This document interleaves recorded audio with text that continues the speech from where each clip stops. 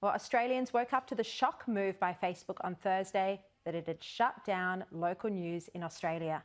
Facebook has defended the decision, attempting to push the blame onto the government for pursuing the media code. I think I've made this clear that the law itself is very vague and broad, and that means that some pages are included because we think they do fall under this broad and vague definition, but some were inadvertently included. We now address those; they're restored. Yet Facebook has allowed anti-vaccination material to feature all over its site ahead of this weekend's protests around the country. So, according to Facebook, news can't be shown on its site, but disinformation is fine. We have to reflect on what sort of companies these tech giants have become. In the middle of a pandemic, it is inexcusable for Facebook to block real news, inexcusable for it to be so socially irresponsible as to censor, delete authentic, credible, real journalism, real information, while allowing misinformation and disinformation and lies and conspiracy theories to spread. The government has come out strongly to condemn the actions of the tech giant. Facebook was wrong. They were heavy-handed and they will damage its reputation here in Australia. For Facebook, it's not about Australia. The world is watching with interest as the Morrison government moves forward with these media laws, forcing the tech giants to pay for the content that they profit from. So Facebook's bullying conduct is about setting a global precedent. But it shows its arrogance, its disregard for our public health during a pandemic, and its disregard for democracy. Mark Zuckerberg also doesn't seem to care which charities and not-for-profit organisations were crushed as he strove ahead to make a point this week. And it was only in October 2019 that Zuckerberg himself gave a speech in Washington to Georgetown University students where he said this. Now, I know many people disagree with this, but in general, I don't think it's right for a private company to censor politicians or the news in a democracy. He didn't think it was right to censor the news then, but now he's doing just that, not even 2 years ago. Facebook's censorship of the news has been compared this week by politicians to China and North Korea.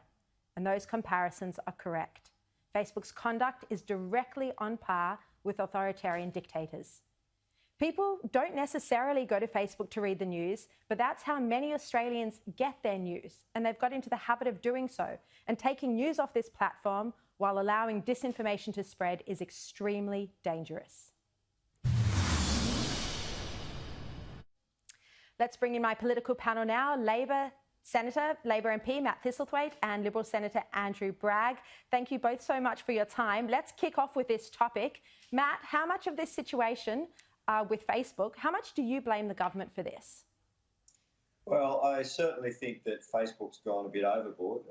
I don't support them taking down health website news feeds, community groups news feeds. I think that that's reprehensible conduct.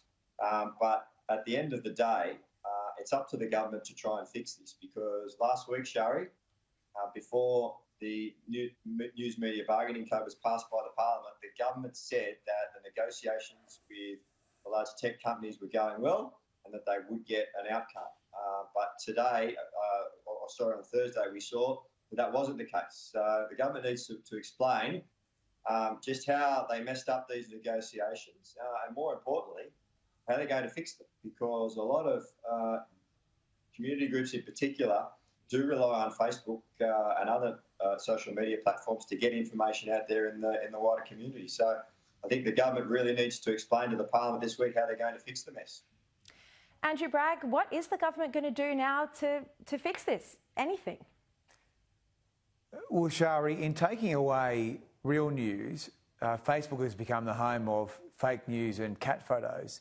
And I think its petulant performance will be seen for what it is. I mean, just 3 or 4 weeks ago, people like Google, organisations like Google, were saying that our code would break the internet, and now they're starting to do deals under our media bargaining code. So we are on the right track with these laws. It's important that we rebalance the playing field so that public interest journalism can be paid for, and it would be ridiculous for us to change course now. So we will proceed with our laws. We'll proceed to prescribe Facebook as one of the designated services under the code. And as you say, other countries are looking at what we're doing here. This is a really important battle within our liberal democracy. Yeah, and I agree with you, Andrew, but what is the government's plan from this point onwards? You know, my information is that the Treasurer, Josh Frydenberg, had spoken to Mark Zuckerberg at least 6 or 7 times in the week or week and a half leading up until this Thursday ban. So he was in regular contact with him, speaking with him directly. You know, there's a standoff at the moment. How is it going to break? Well, it's a standoff that we don't intend to lose. And you're right, the Treasurer is in regular contact with Mr Zuckerberg. And I think really, like, you've got to look at where we are now. So news is off Facebook. People can get news through Sky News, through The Guardian, the ABC, whatever. And so I think Facebook now has restored most of those community and charitable pages. So the reality is people will have to go directly to apps and websites for news until such time as Facebook decide that they want to cut deals or face arbitration under the code. So really, like, life will go on for most Australians.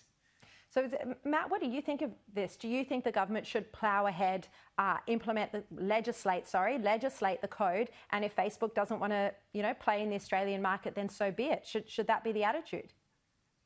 Well, despite some of the shortcomings of the code, Labor has supported it. There are some good things in it, requiring Facebook to give notification of the change in their algorithms. These are all important reforms.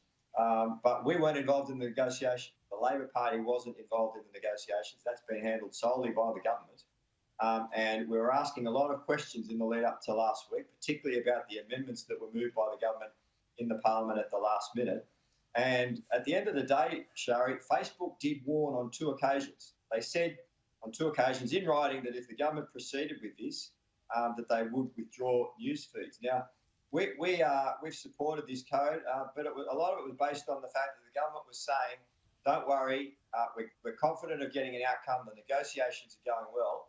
That hasn't been the case. So the government really needs to explain this week how they are going to fix it, because it's due to go to the Senate, or it's gone to the Senate, sorry. It's due to start operation very quickly. Look, just before we move off this topic, Andrew, Greg Hunt gave an interview this morning where he indicated that he'd ordered his Department of Health to stop advertising, stop spending money with Facebook. Do you broadly agree with this policy of all the government's, all federal departments pulling funding from Facebook? And then what do you think about the side effect of this, that this further contributes to the problem of allowing, just disinformation to spread at a time when crucial health messages, need to reach the population? Well, I think that's a matter for each minister in the government. I think the really important point here is we're not going to, lay down here, because Facebook is the home of fake news. I mean, there is so much disinformation on our platform, as well as material which is designed to incite hatred, but also which is defamatory.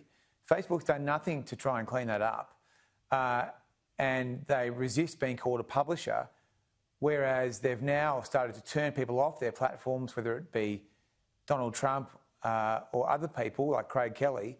So they're clearly censoring people. So they have a lot more control over their own platform than they've been prepared to say in the past. So I really don't think we owe this company a favour. But in terms of your question about whether or not ministers should direct their departments to not advertise, that's really a matter for them. I don't have a strong view on that. Yeah, look, I think the point you raised about political censorship, not just on Facebook, but on Twitter as well, is just a shocking global problem. And these tech giants shouldn't be operating in an ideological way like that.